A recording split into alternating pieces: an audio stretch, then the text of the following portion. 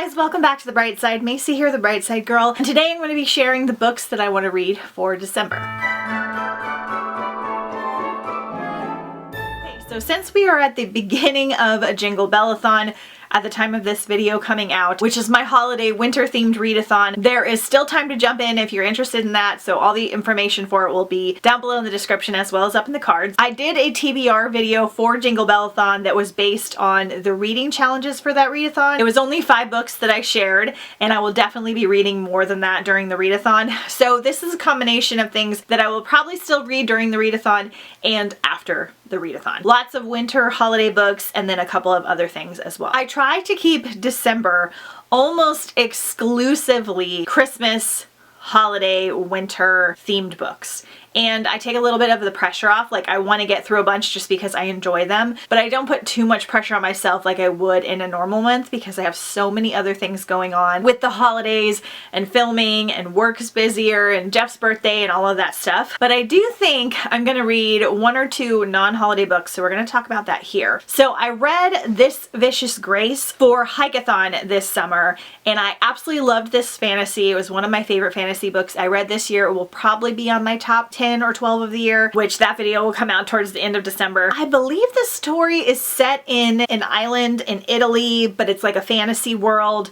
And we have this girl, I think she's called a Fenestra, I could be wrong, basically needs like a magic ability to help like protect the town, and they want to get her a mate to kind of help bring this out in her. Honestly, I'm a little fuzzy on the details and I don't have the description in front of me, so I could be saying this wrong. There's an attempt to take her life and she winds up having to team up with this kind of snarky bodyguard while she's trying to figure out like the problems of this little island and protect them and develop her magic and all these different things. It is a YA fantasy duology, and the second book comes out December 5th. So I do think I'm going to get to this second book. I probably will reread the first book because, as you can tell, I'm a little bit fuzzy on the details, but I really enjoyed it. There's a really sweet romance in here, but this is like not a spicy duology at all. And I just really enjoyed like the fantasy elements and the romance and the friendships and all that. So I think these will be the only 2 books that I get to that are not like holiday or winter related. Okay, then we have 2 that I think have been on like every Christmas list for like the past 3 years. I actually went and rewatched a bunch of my old like December and Jingle-Bellathon TBR videos to see how many that I hadn't read that were on lists, and really these were like the main 2, so I've done pretty good overall. I really want to get to Green Glass House by Kate Milford. I'm gonna try and do this during Jingle-Bellathon. So this one is Wintertime at Green Glass House. The creaky smuggler's inn is always quiet during the season. Milo is the innkeeper's adopted son, and he plans to spend his holidays relaxing. But on the first icy night of vacation, out of nowhere, the guest bell rings, then rings again, and soon Milo's home is bursting with odd, secretive guests, each one bearing a strange story that is somehow connected to the rambling house. As objects begin to go missing and tempers flare,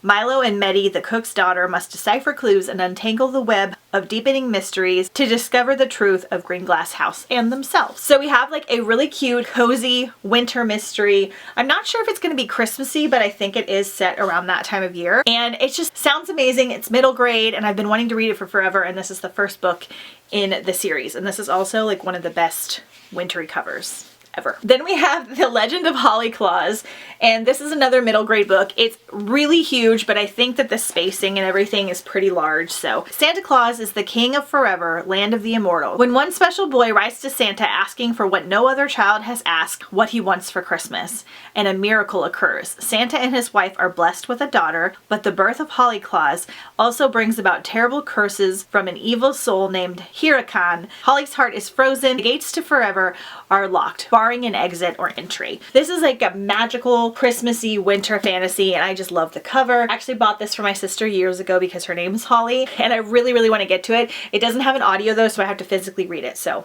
fingers crossed that I can get to it. We have another middle grade. So in this one, we have The Doldrums, and this is in the Helmsley Curse. So this is book 2, but I'm going to start with book 1. I think this one is holiday based, and I don't know if the first one is, but I'd really like to get to this first book. I literally don't know anything about it except that it's middle grade and it's got some kind of wintry, cozy vibe.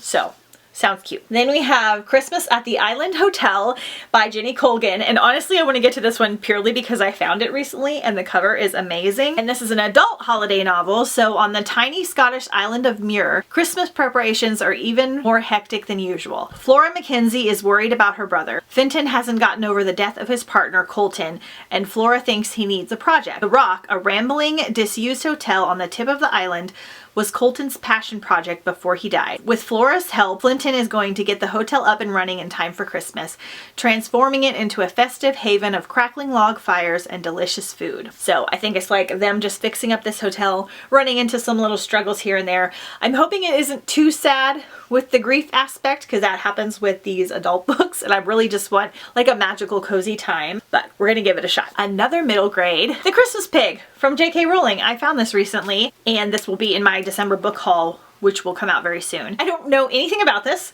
and I've never read it. I know that it's middle grade and then it's Christmas, and that was pretty much all I needed to know, and it's got really cute illustrations as well. Next, we have The Girl Who Saved Christmas by Mad Haig. This is the second in the Boy Called Christmas trilogy, which I read a couple years ago and really enjoyed. There's a Netflix movie adaptation of this, or of the first one. This is the second book in the series. This is part of my unfinished series goal, so I want to read book 2 and 3 either during the readathon or sometime in December and just knock this series out. It's a very short, adorable middle grade.